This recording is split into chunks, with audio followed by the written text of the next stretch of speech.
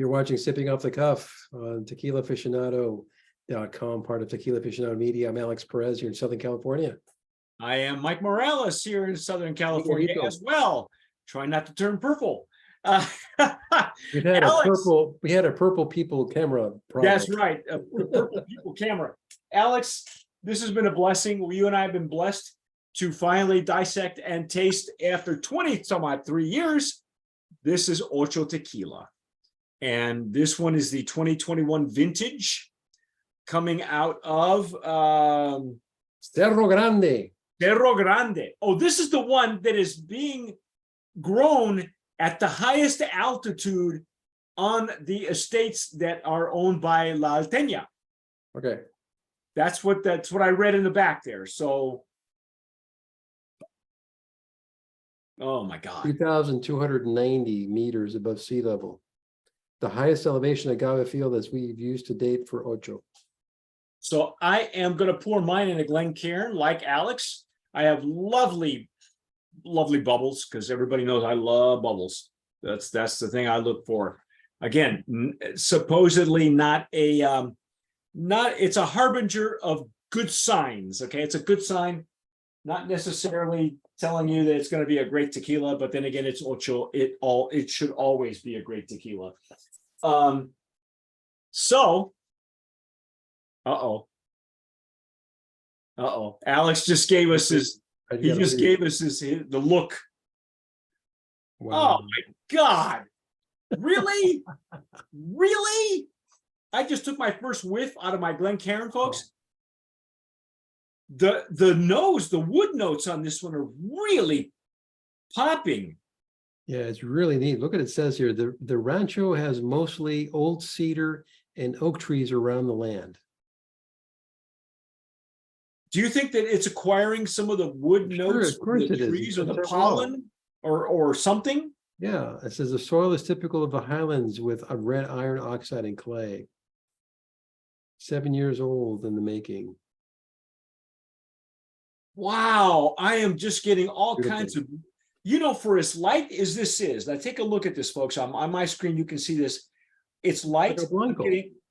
I'm getting some beautiful legs and tears, a little bit thicker than we did on the Reposado or even the Blanco, and that's to be expected. You're using, you're letting it sit for a little bit longer time. So you're acquiring the characteristics from the barrel, but it's still just naturally pleasant. And this is I just had a Reposado not too long ago that was this color. Wow. A Repo. This is an Añejo, folks. Look at the tears on this. Amazing. I know. Tell me about it. These are just gorgeous. Hello, gorgeous. They're just, they're beautiful. All very natural. Don't have to worry about. Are you crying? Yeah, I know. Don't have to worry about any additives. That's not how the way the Camarenas operate. This is again, we're doing this toward the anniversary of the passing of Tomas Estes, who passed, I believe, in 2021. I believe this was the year he passed. Oh, wait a minute. Oh, yeah. I just put that together. wow. Yeah, I have photos of Tomas that I will post on our Instagram. If you follow us on the TA Instagram, they've never been published before. I only spent 20 minutes with the man when they were rolling out Tapatio, but it was the most intense, deep conversation that he and I had ever had. And before or since at that point. And I get what when he passed, everybody was so touched by him, and he only spent 20 minutes with me, and I can totally relate where some people had like a lifetime with the guy. Well, let's drink to that. Let's drink to that. Let's drink to Tomas. Oh my God. Mm-hmm.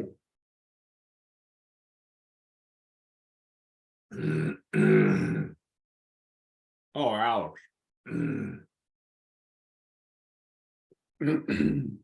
I'm getting like a little bit more ripe fruit, not dried fruit, but I'm getting ripe fruit like plums. Maybe like apricots. Yeah. All of it's ripe though. You and I have had like añejos that are like dried fruit and they're Yeah, a but little bit not, and darker not too, generally. not sugary, but just, wow. Yeah, like ripe. How can I even describe this?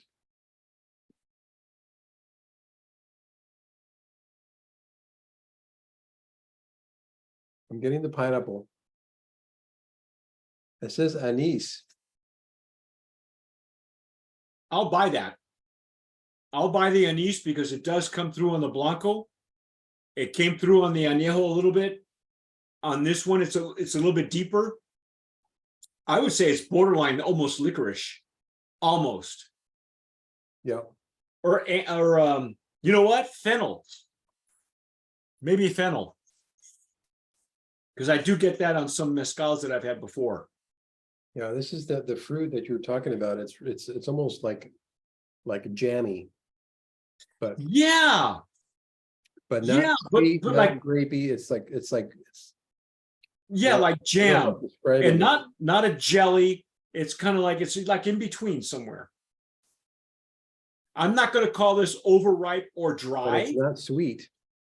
No, the sweetness, if there's But any it's sweetness like at it all, wants to be sweet, but it's not. it's not. I don't know if I'm If- making any sense. Well, yeah, if you get any sweetness, it's from the barrel.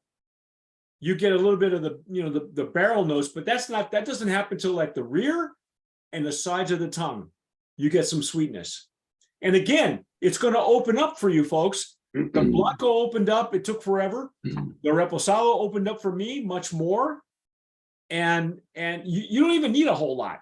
Just let yourself pour one of these Beautiful. and let it talk to you. Wow. That first whiff though, was intense. That was intense because it did have that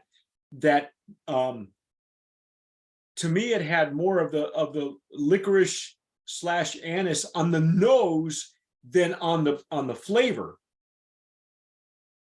This is an amazing añejo. And the lip and Anything like this. gum numbness, outstanding. The depth and character, and virtually on this one, I virtually no alcohol. I mean, you really got to dig to look for it.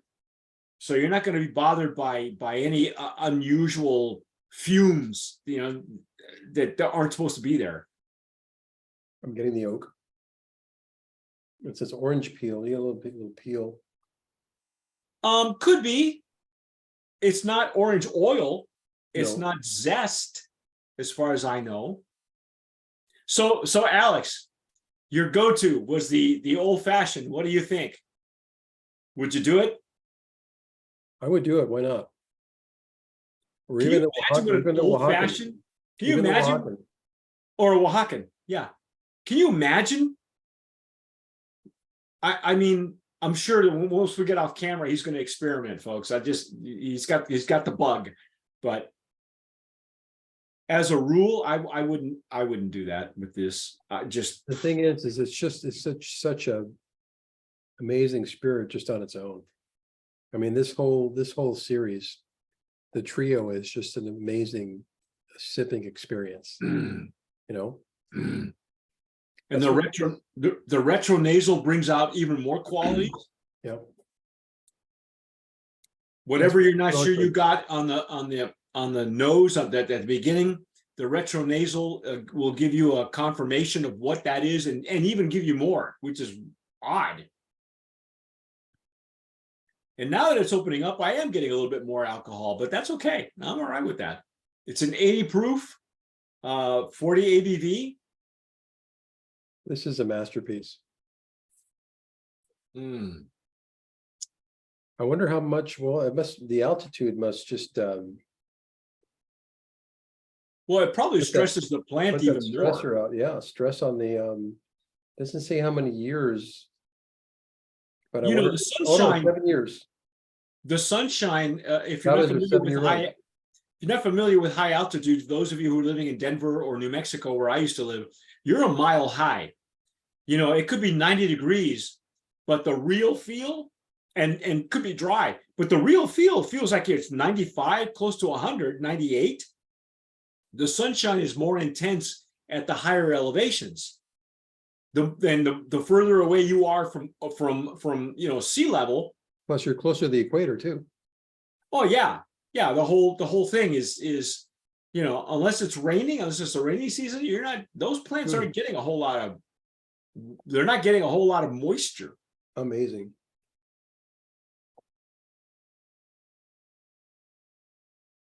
Oh my God. It's located 27 kilometers from Arandas. 22,290 meters above sea level. So it's like the outskirts of town. Yeah. And the Amazing. legs and tears forever, man. Amazing. Now there's enough depth in the rear of the palate for me that I wouldn't be afraid to actually pair this with a cigar. I don't think it's the top song out of this, the legs on this. Oh yeah. Yeah. Now I don't know if I would, I'm sure it'd be pairable with food, but your food better stand up to the depth and quality of this one, this añejo. Amazing. We have añejos that don't have this kind of quality and depth. Yeah, this baby just stands on its own. That's outstanding. Again, I'm just going to go there. Brand of Promise nominee in the legacy category, folks. You cannot go wrong with any of the vintages from Ocho. It's lovely.